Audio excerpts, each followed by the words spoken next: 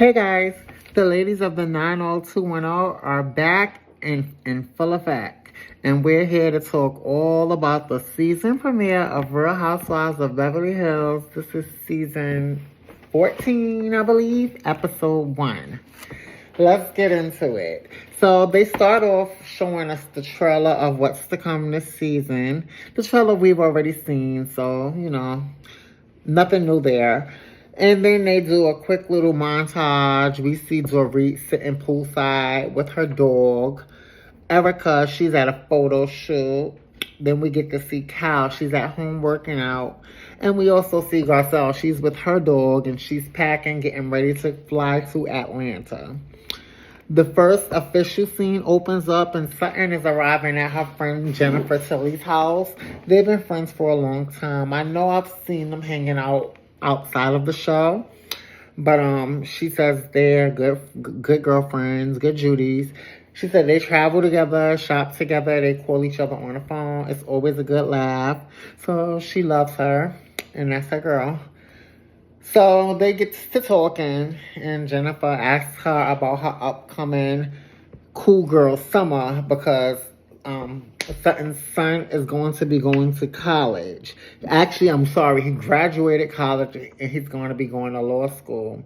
Now, I don't know if she has one daughter or two, but she says her daughter slash daughters is going to be staying home, I guess, or something like that. But anyway, she never really records with her kids. I don't think she's ever done a scene with any of her kids. I think she has with the daughter, maybe. I'm not sure. I don't remember.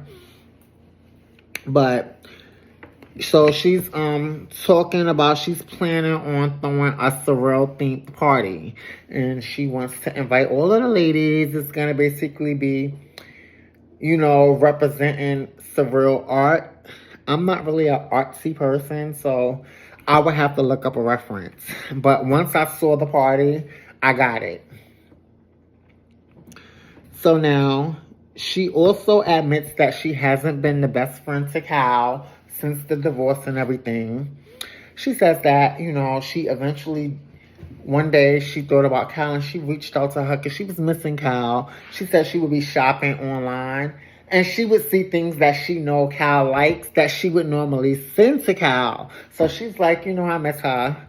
So they eventually met up one day and she was telling Jennifer, it started off real quiet and, real icy. And then it softened up. And at some point, they both started crying. And they eventually made up. So, Jennifer was happy to hear that. So now, the next scene, we see Erica. She's arriving at Pacific Design Center, a.k.a. Mogul. And Dorit is meeting her there to help her with some, designing ideas because, Erica has downgraded since she divorced from Tom. She's on her own now. She moved from the mansion. She had to downgrade, but she basically wanted new furniture and just new ideas for a new, fresh start. She said the things she left behind, they're online. You can see them. They're on sale. I forgot where she said they were. I don't know if she said eBay or not. But anyway, so they talk for a little while and then they want to go sit down. But Erica can't find somewhere to sit down because of her leg makeup and she doesn't want to make a mess. So they eventually find somewhere to sit and Dorit let her know that she has bad news. So the bad news is that her and PK are separating. And Erica acts like she's so surprised. And I'm like, girl, why are you acting surprised? Because right after that, they showed the flashback of last year at BravoCon when they asked her who she thought would be the next couple to split. And she said PK and Dorit. So, girl, why are you acting surprised? You already saw this coming. Anyway, but Dorit said she doesn't hold that against Erica. She was asked a shady question, so she gave a shady answer. And she don't think she meant, that she don't think that she meant that and wanted that for them. And I don't believe Erica wanted that for them either. She was just being shady in the moment because they asked her a shady question. But when she did say that, I did gag like, ooh. So then they show flashbacks of like her and PK's issues and signs of it. They showed a flashback of the time when he set up the um pretty woman date for her that Cal helped him with, and she was unappreciative. And then they also showed the flash of when she was going through the PTSD after being burglarized. And he was like, he thought a lot of it was more of her being pretentious. So yeah, they had issues. So now she says that PK's drinking has gotten progressively worse. Like, he was always a drinker, but she said it started to get worse. And then they had a flashback of last reunion, because last reunion, I remember when Andy asked her how was her and PK doing, and she said, we're doing better than ever. He's sober, and we're good. So now she's, Erica's like, oh, so you feel like people are looking at you like, oh, you were lying. And she was like, yeah, but she was like, at the end of the day, the truth is, at that time, we were doing good. He started to get sober and he was clear-minded and we were doing real good. But, that doesn't mean that our issues disappeared. It just means that he had a clear head and we weren't arguing as much. But, of course, the issues began to resurface. They were just festering and then, they came head on. So now, she said it was no catastrophic event or anything that happened, no cheating or anything. She said one day everything just came to a head. I guess they had a big blow up and they both mutually sat down and decided that it was best that they separate. She said it was getting to a point where they were just like yelling at each other, cursing at each other, just basically getting crazy and like, kids in the house and all that. So it was becoming real toxic. And they both acknowledge that. So she says. So now Erica starts to remember when she was going through her little moments when she was getting divorced from Tom and she was snapping and flipping out on the ladies.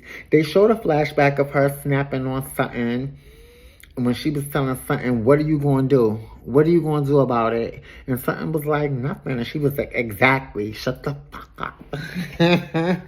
So now she does let Sutton know she's after she leaves her, she's gonna be meeting up with Cal, and she doesn't, she wants Dorit, like, she's like, what you want me to do?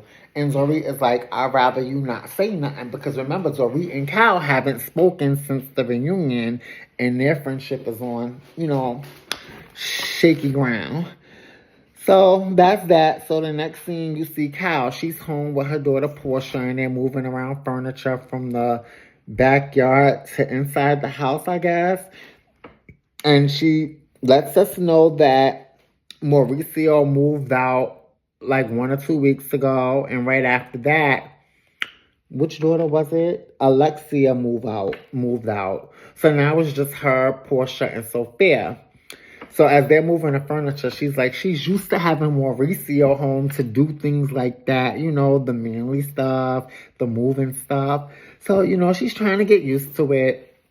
And then she also says that when Sophia goes out and she's not home and it's just her and Portia, it's just really quiet. And she's not used to that. That's the new norm, I guess, for her now. Because, she's used to having a full house. So now, Erica does arrive, because remember, Erica told Dorit she was going to meet up with Cal after she left Dorit. So Erica arrives. Cal, when she comes, Cal offers her something to drink. She asks for a Coke.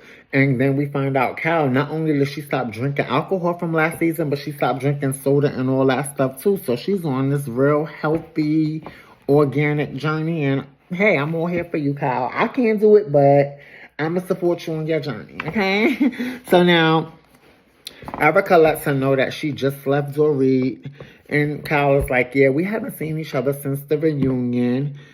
Then they show a flashback of the reunion when Dorit exposed a text that Kyle sent her.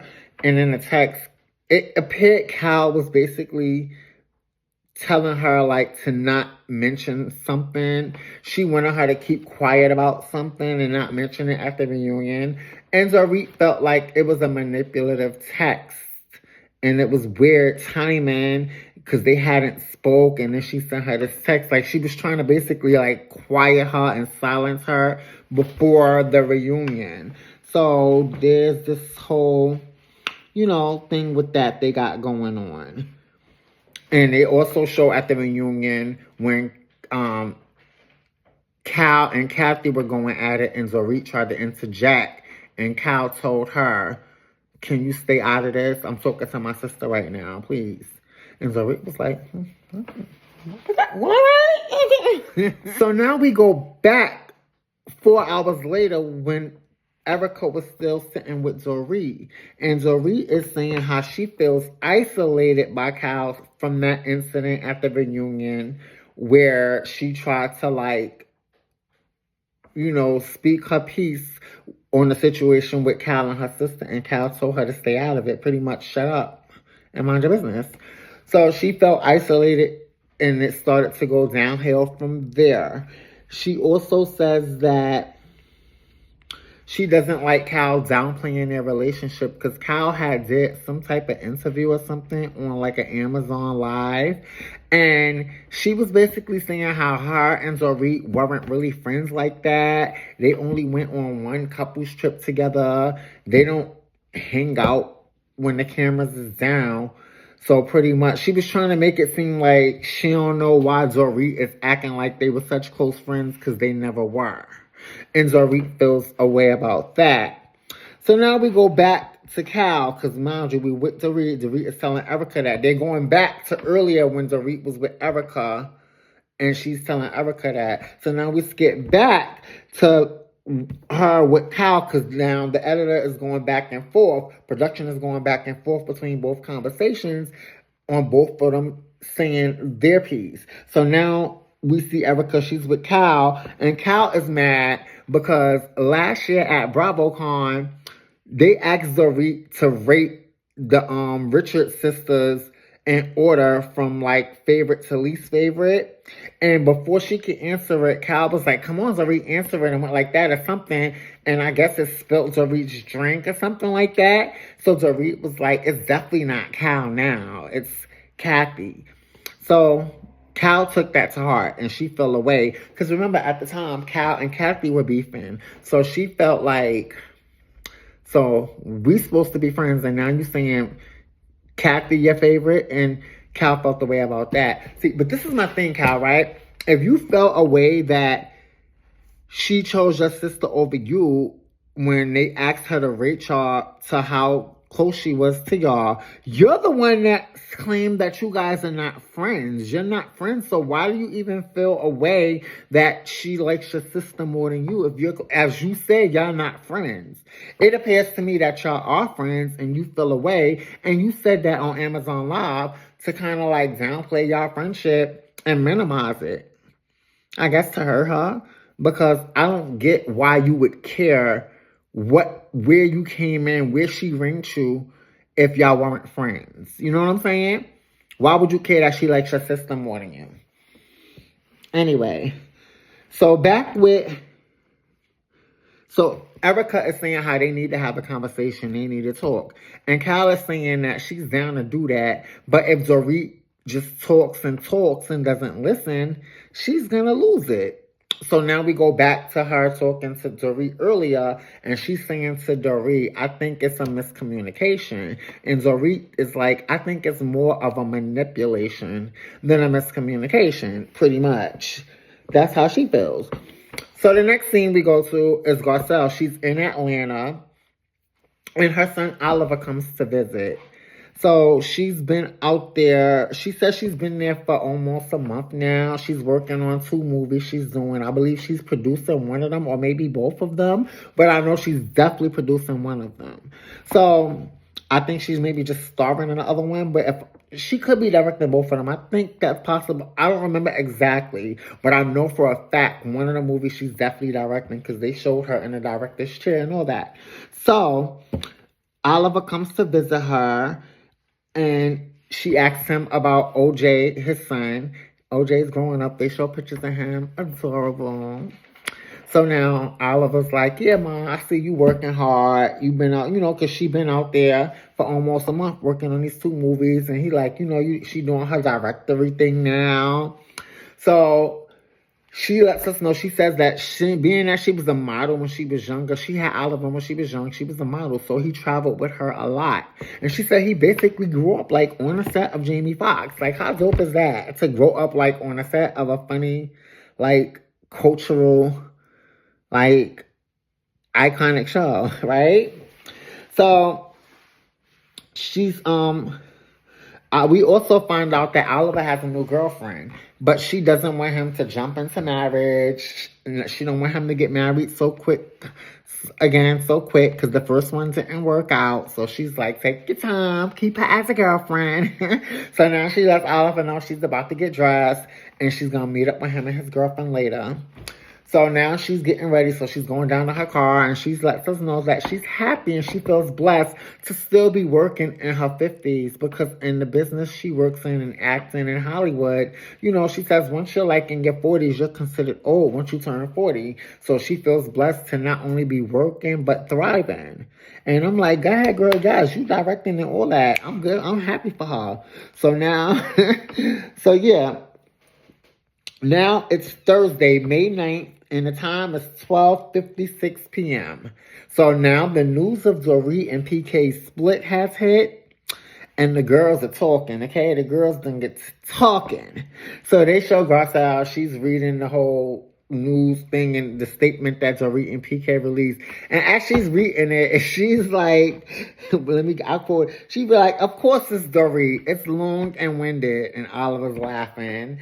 They show Sutton reading it with, what's his name? She's with Avi, her property manager, and she's reading the thing, and you see Avi sitting there, he like, They sitting there reading it, he like, Yes, Sutton and Avi look like they have so much fun together. Like, they just be key in and going in on the girls. So now they show Dorit, she's driving and she's smoking a cigarette, looking like a bad bitch. I'm like, yes, I never seen you smoking, Dorit. I didn't even know she smoked. But she's driving, I think she was driving her G-Wagon. And she's smoking her cigarette, and it's real dramatic. They showing her driving, and all the girls is talking. They showing all the headlines on the screen, and everybody's talking about it. Kyle is on the phone with Erica, and they're talking about it, and Kyle is like, damn, I don't wish this on nobody, even though we not speaking, I wish I could reach out to her, because, I feel for her. So now, Dorit arrives. As we see, she's driving to Kathy. We find out she's driving to Kathy Hilton's house. So she pulls up to Kathy's house, and she's looking for Kathy, and she has to go walking around the house to find Kathy. Kathy's getting glam done, and at the same time, she's attached to an IV. No comment. But I do hear, like, a lot of the older women do that, especially white women, they do that. I heard they go get IVs. They go get IV shots and IVs and stuff. I heard people do that. And I guess she's at that age, so I guess she about to go party, so she want she want to be fully hydrated. She probably got to turn up and drink. So yeah, so they the reader's like, it's funny how Kyle isolated her, and Kathy is like calling her, checking on her, and inviting her over. So it's just like weird. So now they start to discuss the situation, the news, and Kathy's asking her, are you okay? And she's like, we just got to work on it. And Kathy is like, well, is he willing to work on it? So now, at the same time as this is happening, we see PK, he's meeting up with Mauricio at the Henry. And they get to talking, and PK is visibly distraught. You can tell, like, he says, he didn't expect, like, I guess once it hit, it was like, all right, now this is really happening. I guess it didn't hit him until the news hit, and it was really happening and people were talking about it. So you could see that he's really, like, going through it right now. And he tells Mauricio that, Mauricio asks him, what are they going to do about the kids? He says they're not telling the kids. And Mauricio asks him how old are the kids? And he says they're 8 and they're 10. And he like, nobody knows our kids like us. So, hey, eventually your kids are gonna start to notice things unless y'all get back together. Like I could see if y'all working on it and y'all end up getting back together. What's the sense of the kids knowing y'all was ever even separated? I get that. So we'll see how this works out. But I don't think they're getting back together, okay? This is a long time coming. So now, back at Kathy's, Dorit reveals that PK, she admits and says that he is a full-blown alcoholic. And he's going through like rehab or whatever, but he's a full-blown alcoholic trying to go through sobriety. And back at the Henry, PK is telling Mauricio that once he got sober, it took him to get sober to notice the toxicity and see like what are we doing here? You know what I'm saying? Back at Kathy's, Kathy asks her, are they still like intimate? And she says no, they're not having sex. Kathy asks her, so like how would you feel if like he went out to dinner with someone? And she was like, I'm sure he has. He's a very social person. Back at the Henry, PK feels like he was trying to maintain a lifestyle. Like, it was like Dorit was like, you're always working. And he's like, I'm working, for us to maintain this lifestyle that you're used to or whatever. And he says that once he like realized and sat down and he realized like they were too far gone because he was trying to see like if they could salvage it. Back at Kathy, Dorit feels like, hey, I stood by him through his DUIs, through all of this. I stood by him. And it's like she feel like one thing and now he's ready to, separate. She says with PK, it's black and white for him. It's very extreme. So she don't like that. Next scene, we see Sutton getting glam ready for her party. We also see Erica getting her glam done. Cal is getting dressed, so she FaceTimes Kathy. And at the same time, we see Dorit FaceTiming Erica. Now, both Dorit and Cal are both very leery and anxious about seeing each other and, addressing this elephant in the room. They both feel like the other has changed, and Cal feels like Dorit has changed, and Dorit feels like Cal is starting to has been isolating her.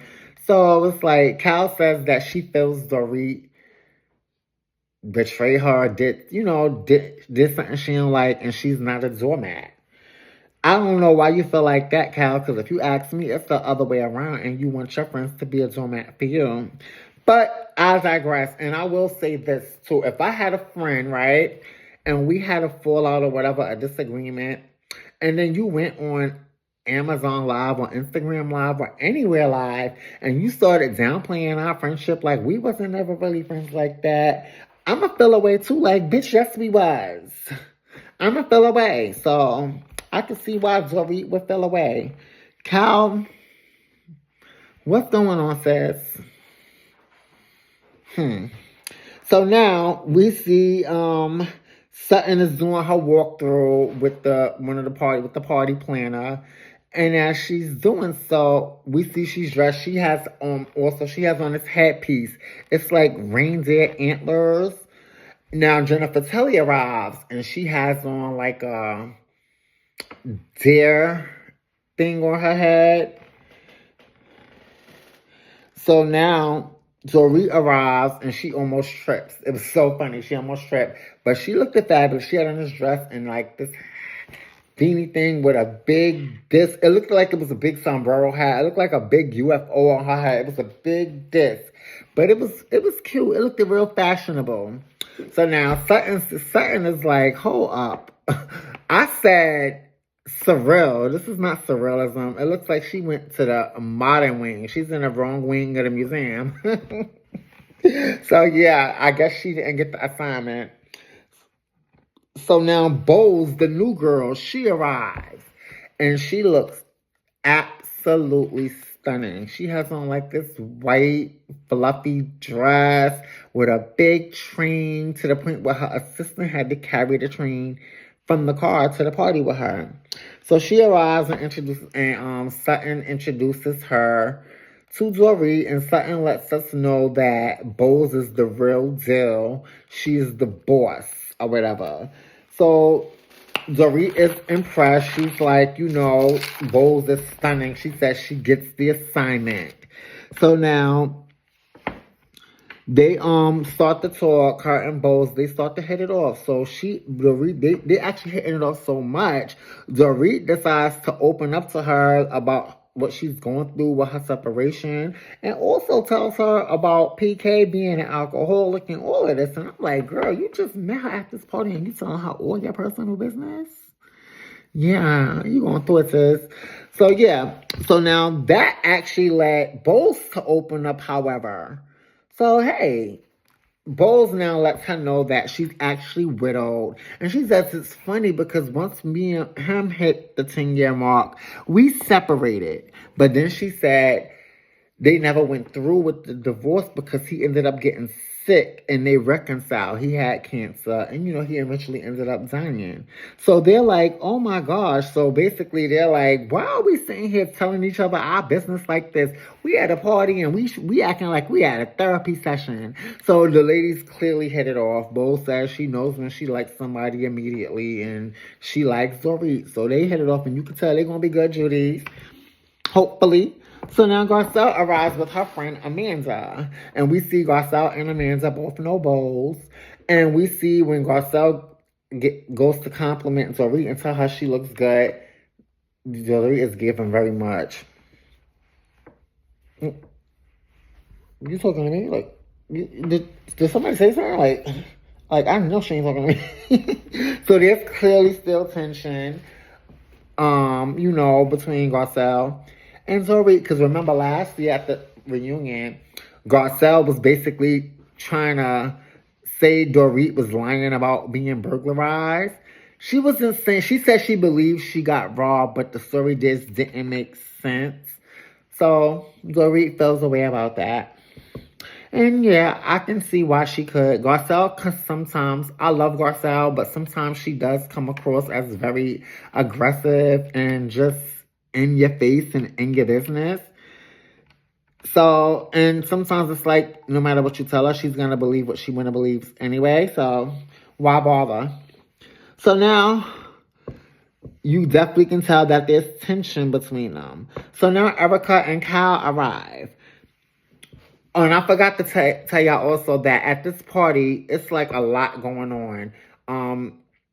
She has like a monkey there. She has a lady that's on, I wrote it down. She has a woman that's on stilts with 3 faces and an animal called an alpaca. It looks like a llama, but it's called the alpaca. She got people in the pool. It's giving very like a surreal art gallery. It's real cute. It's giving like a party I would have loved to have been at. So yeah. So now they come in and Erica thinks the alpaca is a llama because it does look like one. So they're petting the alpaca and stuff. And Garcelle goes to greet Cal and Erica. Now, Garcelle comes and greets them, and they're speaking. Erica congratulates Garcelle. She's like, I've been seeing you working hard. I seen you on the set, and I saw you posted a picture, and I saw the chair, and it said Garcelle Bouvet Productions. And she was like, yes, girl, like, I love that for you. And Garcelle is, like, very receptive. So now Cal fills her in and catches Garcelle up on what's going on with her. And she says, I'm going to talk to you because I feel safe around you before everybody else come around. So she lets her know that Mauricia has moved out as well as Alexia. And Garcelle is like, oh, wow, like, I know that's a lot and that can be hard or whatever. Because, Garcelle, we all know Cal is a family person. She's all about family. So now she's like empty nesting. And not only it's like, usually when you think empty nest, that's the kids going and it's me and my hubby. But now the hubby going. So it's like, you really empty nesting. Then she goes on to deny having any relations with the girl Morgan from last season that she was running around town with, getting matching tattoos with. So yeah, Garcelle's like, so y'all never like messed around. Y'all not together? And she's like, no, we not together. Then Cal also claims that she has never questioned her sexuality until all the speculation about her and Morgan started. Then it made her second guess it. And she even had a conversation with her daughters because I guess she didn't want to feel like she didn't want to embarrass them or them to think any differently of her. And her daughters told her, no, man, nothing you can do, can make us think any differently of you. So that's that.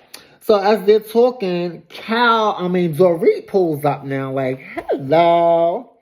So, So now Dorit comes and sit down and she's chit-chatting with Erica, telling Erica, they're both exchanging compliments. Oh, girl, you look so fabulous. No, look, you're so fabulous. No, you're fabulous. No, it's you. No, it's you. You know how they do.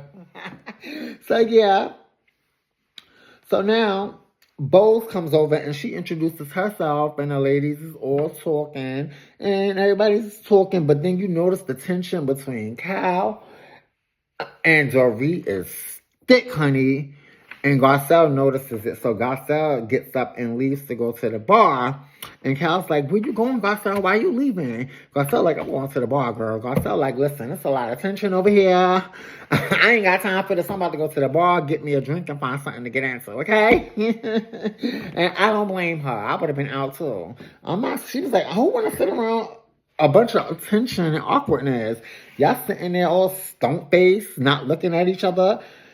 So Kathy arrives, and she happens to know Bose, and she's like, I know you, boss. So they like, it's Bose. She's like, no, it's boss. And Bose like, no, she's calling me the boss. I'll take it. I'll take it. So then, immediately, Kathy starts snatching out her extensions. And I'm like, hold up, what is going on? Girl, you just why is you? So she really is like, oh, I'm hot. So you see Cal coming to help her. And now Bose is looking like, wait a minute.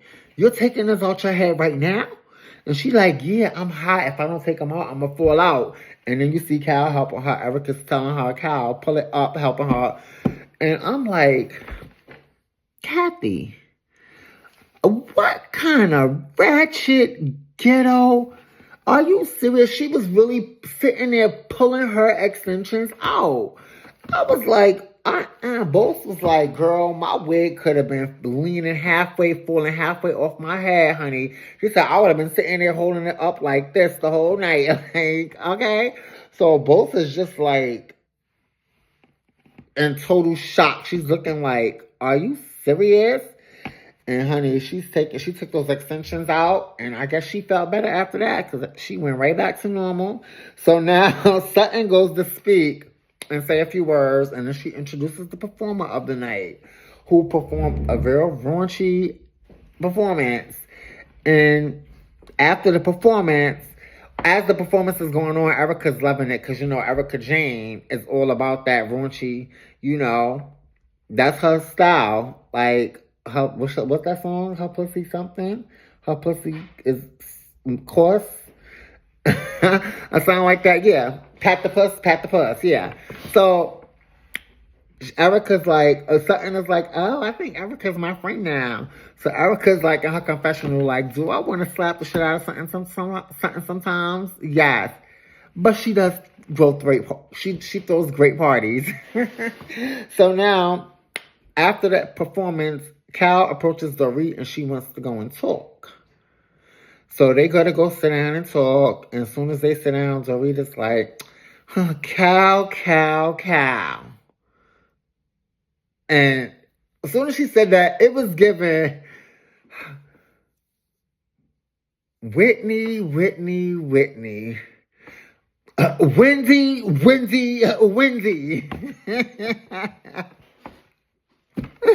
So yes, I'm like, so then they start talking, and Cal starts off by saying, first of all, I heard about you and PK, and I'm really sorry, I don't wish that on nobody. She basically, says her piece about that. And then as she's starting to talk, Dorit is cutting her off, and Dorit is not trying to hear nothing. So Cal is like, I'm trying to talk. If you're going to be confrontational and condescending, And Dorita's just like, listen, I'm not here for none of this. I'm tired of the bullshit. I'm not having it. Don't try to gaslight me. I'm not with it. I'm good. I was like, all right, I'm embellishing. Of course, she wasn't saying that, and she wasn't saying it like that. I'm giving y'all my version of what she gave, because that's exactly what she was giving when Cal was trying to talk to her. She was giving very much, Cal, please save it, talk to the hand, because I'm not trying to hear it. And I was like, oh, girl, this ain't going. And from what I understand, she going to have her foot on Cal neck all season, so we in for a long season, girl. But yes, the ladies are back. They're starting off with a bang. This was an excellent episode. I was definitely intrigued. It was a super soft episode as well. And sometimes I hate when it be an hour and 15 minutes because they be like, damn, girl, y'all training me now. But I was here for all hour and 15 minutes of this episode. It was good. It wasn't that many scenes, but the scenes were long and it showed a lot. And we met the new girl Bows. And I will say, Real Housewives, y'all been doing pretty good with the new girls this year, for this year and this season of All the Housewives. Y'all been doing good, because last year, I don't know what y'all was doing, but this year, y'all, bravo. Like, y'all got Katie over in Orange County, along with Jen, even though Jen, this is her second season, but she still is perfect. Like, I love her as a newbie. Then on Salt Lake City, you got Bronwyn. On Potomac, you got Stacy and Jassy and Kiana. On New York, you got Raquel. And now we got Bo. So we got some interesting new girls. Bravo definitely did a good job. And I hope that's what they did in Atlanta too. Because for some reason, I'm not that excited about this season. But we'll see. But in the meantime, tell me what you guys think about this episode. I really did enjoy it. My favorite part was the whole Surrealist party. That whole scene was just sexy and cute. And I did love the shot of when Dorit was driving and smoking a cigarette. That was like an iconic scene right there. But yes, hit me up in the comments and check me out next week for my review of episode 2. Smooches.